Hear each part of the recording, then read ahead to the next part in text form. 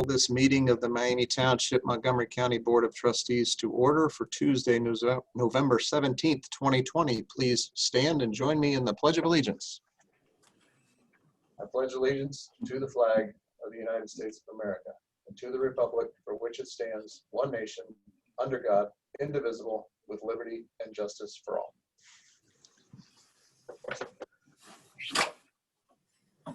Mr. Morris. Here. Mr. Culp. Here. Mr. Posey. Here. Was absent. We have no military casualties. First responder casualties. Chief Stegemeyer. Good evening, Board. The following is a list for first responder casualties for the period of November 2nd to November 17th, 2020. Lieutenant Lloyd Ray Ham, Richland Parish Sheriff's Office, Louisiana. End of watch November 2nd, 2020. Firefighter Harold Boone, Monroe County EMS, Georgia. End of watch November 2nd, 2020. Police Officer Marshall Walters Jr., Mingham Police Department, Louisiana. End of watch November 5th, 2020. Officer Domingo Jasso III, United States Department of Homeland Security, Customs and Border Protection. End of watch November 5th, 2020. Firefighter Johnny Iverson Jr., Easton Township Fire Department, Kansas. End of watch November 8th, 2020. Sergeant Sean Rios, Houston Police Department, Texas. End of watch November 9th, 2020. Police Officer Travis C. Wallace, Helena West Helena Police Department, Arkansas. End of watch November 12th, 2020. And K9 Diesel, Bartholomew County Sheriff's Office, Indiana. End of watch November 14th, 2020. Everyone could please join me in observing a moment of silence.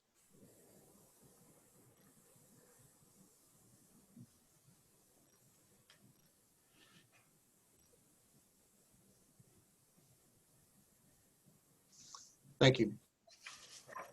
I will make a motion to approve the consent agenda. Is there a second? Second the motion. Any discussion? Mr. Morris. Aye. Mr. Culp. Aye. Mr. Posey. Aye. Moving into new business, Mr. Hess, you have resolutions 79, 80, and 81. Thank you, sir. 79 is a resolution to enter into an agreement with the city of Miamisburg for road maintenance. This has to do with a 2018 annexation agreement with the city of Miamisburg for approximately 40 acres off of Miamisburg, Springboro, and Medlar. One of the conditions was the city was to annex a portion of Benner Road. That city property was on both sides. Legacy parcels have caused a hiccup in that annexation. So this agreement is to allow that portion to be maintained by the city until properly annexed by the city of Miamisburg. In conjunction with that, in number 80-20, that is a agreement also to enter with the city for road maintenance. That has to do with the Denman property that I just spoke of, the 40 acres. There is a parcel on Medlar Road that the developer bought that's still in the township that the board heard a public hearing on not long ago. Part of that was that the zoning board said the developer had to have an agreement with the city and the township to provide road maintenance. This resolution allows me to enter into that agreement. And then number 81 is a resolution to enter into an agreement with a company called Active Social. It is a archiving system for all our social media, which covers Facebook, including the police departments, Twitter, YouTube, and Instagram. Currently, we have about 7,000 followers on our Facebook pages, about 880 followers on our Twitter, and then obviously our YouTube. There are several agencies in the area that use it, such as Centerville, Washington Township, West Carrollton, Springboro. This is that's called a safety net or insurance policy for our compliance with the Ohio Sunshine laws. The cost of this is, for 2021, is $2,388, but they have a program going on now that we would start being covered immediately upon signing of this agreement through the end of 2021. And I'm open to any questions on any of those three resolutions.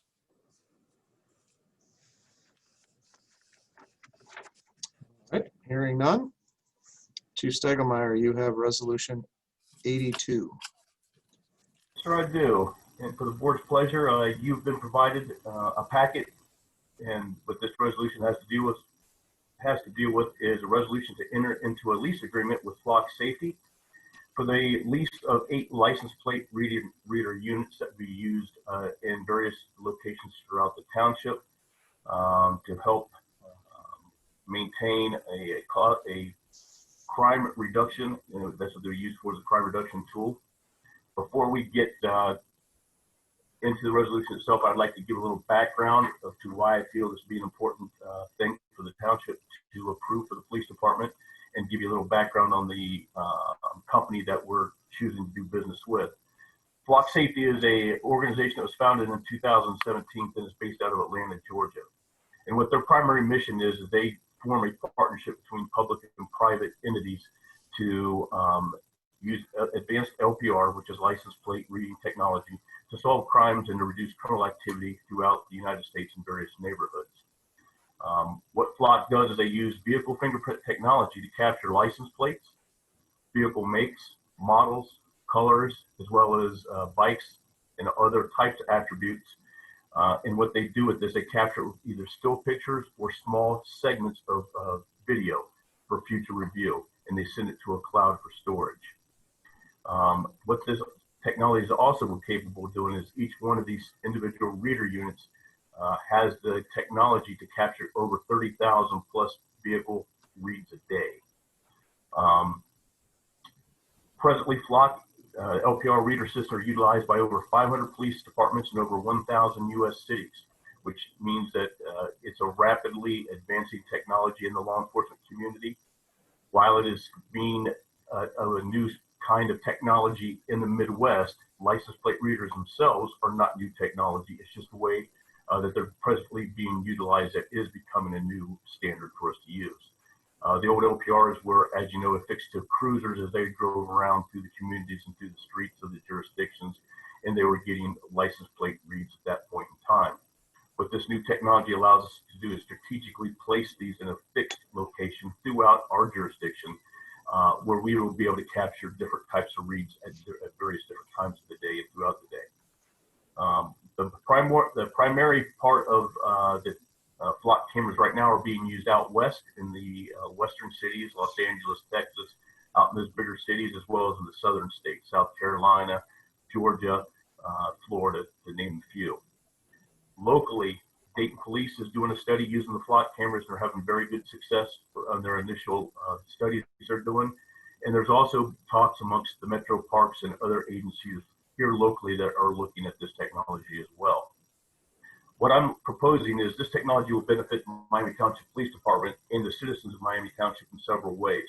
The first way is we would use the technology as a state-of-the-art investigative tool that would provide officers with valuable information about people and vehicles that are involved in criminal activity and that are committing crimes here in the township. The second way we use this technology is as a crime reduction tool. Everybody knows the best way to solve crime is to reduce crime or have people know that we're being proactive in that efforts, and this would help us accomplish that means here in the township. These LPRs themselves help us with crime fighting technology because not only are they used here within the jurisdiction, but they're also hooked up to the NCIC, National Crime Information Center, which is the database that law enforcement uses when we enter things like stolen vehicles, wanted people, critically missing people, and silver alerts, juvenile runaways, things like that. So if there's a license plate or a vehicle description attached to any of this, it would set off a warning or an alert to our people here at the department and let us know that that tag is wanted or there's something attached to that that should gain some type of law enforcement attention. The contract with Flock would be for 8 cameras, and it's on the lease program for a 2-year lease. What this lease covers is the cameras themselves, the installation of the cameras, the upkeep, and as well as any type of firmware updates that would be used at any point in time during the lease. It also includes all the cloud storage data obtained. When I'm talking about the cloud storage data, each of these cameras produces up to 30,000 reads a day. And this goes to a cloud storage that's maintained by FLOC. It's a secured website that only we as the police department can access our own data. And it's not open to the public due to the fact it's got CJIS, which stands for the Criminal Justice Information Sharing Protocol, which means you have to be a law enforcement agency in order to view it. So there's precautions in place to make sure that this information just is not disseminated out to the public. You have to be a law enforcement entity to view it. This data is stored for 30 days and then it starts to be overwritten. So it's not stored for long periods of time, but long enough that if a crime happens here in the township, we can go back and review our cameras and see if any of the vehicle descriptions come into play. Where I find this to be extremely useful is here of lately, throughout this year, you notice we've had several major crimes that have occurred up around the Austin Landing, 75, 721, 741 corridors, where we will get a partial vehicle description involved. For example, we had a bank robbery at the third bank up on 741. We had a partial vehicle description, but we had no license tag or no other data. We can then put this information into this system because it is a searchable database, and that could give us potential leads up to a vehicle that may have been involved in a crime here in the township. So it gives us a lot of valuable, more advanced technology ways for our officers to solve crimes and be more proactive in helping reduce these crimes. I'm open to any questions you may have. Chief? So with these readers, I'm sorry, Terry, go ahead. Yeah, sure. Does the township have any other fixed monitoring locations like this that are recording not. video? This would No, be sir, the we do first. not. This will be the first. And again, what I'm going to make sure that is very important. Everybody knows these will be placed in public places. This is not going to be in private right-of-ways. So, for example, I don't want to give exact locations where we are obviously for an investigative tool, but they will be in a thoroughfare, which means it's going to be in a location that everybody has access to on a daily basis. They're not going to be in an invasion in somebody's backyard or in a private business parking lot or something like this. They're going to be out in a thoroughfare of a main road where the expectation of privacy is a non-existent problem for us. Mr. Morris? That pretty much covered my question as well. Thank you. All right. Mr. Hinkleman, you have resolutions 83 and 84. I do. Thank you very much. I am bringing before you two resolutions for Mr. Snyder, who unfortunately cannot be here this evening. They are related to each other. 83 is the resolution, which is kind of a continuation of the discussion that we had previously with the Montgomery County Land Bank area discussion, where we had a map that showed 3 different areas. This resolution actually modifies that to really be one area on the west side of our community that encompasses those 3 individual locations. For a number of reasons, this was suggested and is being requested for modification now because of the way that it's designed, or the program is designed. It makes more sense to have one area. Resolution 84 is the resolution that approves the ability for the execution of the agreement with the land bank to fund this. So if you look within Mr. Snyder's memo, which is a great memo, it states that the township was allocated $81,612 for the removal of these structures. So for the 4 structures that we're looking at, the program requires a 1-to-1 match though. So for the 4 properties, roughly $40,000 would be required of us. Mr. Snyder did reach out to the Montgomery County about the CDBG, Community Development Block Grant funding opportunity. And he did get them to agree to allocate that $40,000 to the township for this purpose. So Resolution 84 is the resolution that authorizes the acceptance of that money. They will only pay up to $40,000. So if for whatever reason the estimates are low and we do end up spending more than that $40,000, the remainder is up to us. But the substantial portion of this project would be paid for through grant opportunities. So 83 designates the area, 84 accepts the money to pay for this opportunity. I will answer any questions that you have about this to the best of my ability, but Mr. Snyder has put together a wonderful memo where he explains exactly how we've got to the point of where we are today.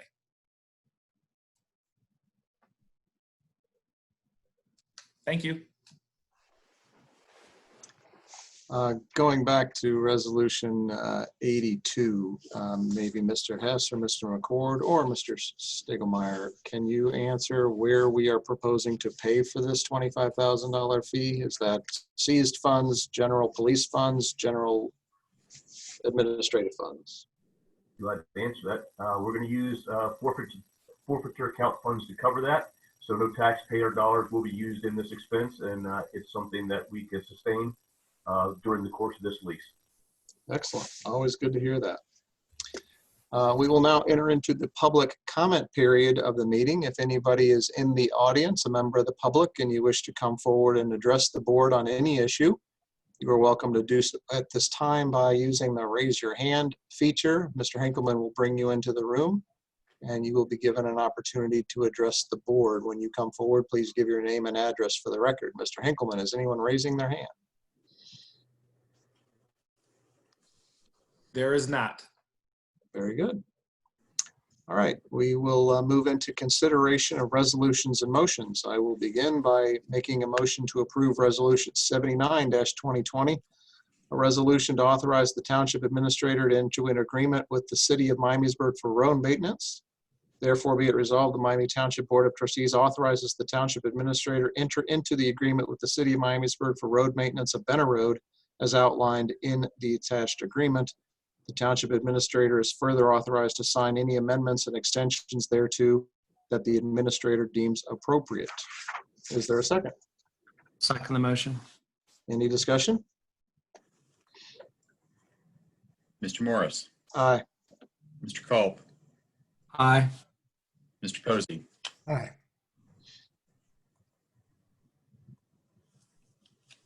I'll make a motion to approve Resolution 080-2020, a resolution to authorize the Township Administrator to enter into an agreement with the City of Miamisburg for road maintenance.